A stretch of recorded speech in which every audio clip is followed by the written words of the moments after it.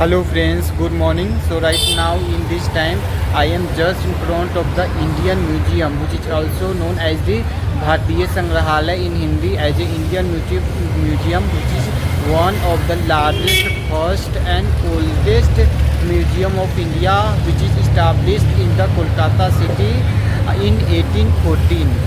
So let's see the view of Indian Museum. Really it's very amazing, that was established by the British during the British India in Bengal, in Kolkata city. So I am going to explain everything regarding this temple museum, and also I am going inside the museum to explore the historical place. And this museum is just located nearby the Esplanade metro station, and also close to the Victoria Memorial and the Fort William. All, and even Kolkata High Court is also located in the same area. So I think this is the administration place of the Britishers who used to rule from here. So let's go and explore with me. I am going to explore. So stay updated with me, and once again thank you so much. So friends, I am going to explore about the Indian Museum. So even the Indian Museum, formerly called as a Imperial Museum of Calcutta before independence, is a massive museum in central Kolkata, which is located in West Bengal. So it is the ninth oldest museum in the world, and the largest museum in Asia as well as in India. And it has more rare collections of the antiques, armor and ornaments, fossil skeletons, mummies and Mughal paintings.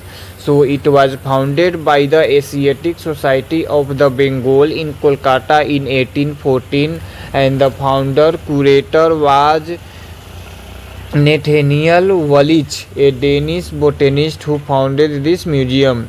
So it is located in the Park Street, and it has 6 sections of comprising 35 galleries of cultural and scientific artifacts, namely Indian arts, archaeologist, anthropology, geology, and the economic botany. So museum has a skeletons of dinosaur, Egyptians, humans, mummies, 4,000 years of Buddhist stupa, Amravati stupa, and the Hindu sculptures, and the lion capital of Ashoka, a stone sculpture of Devi Durga, the Torana, and the railing part from the Barhat stupa before 75 BC. So it has also insects, mammals and bird galleries, skulls of the Indus Valley civilization. So the present director of the Indian Museum is Sri Arijit Datta Chaudhary, who is also the Director General of the NCSM, National Council of the Science Museum.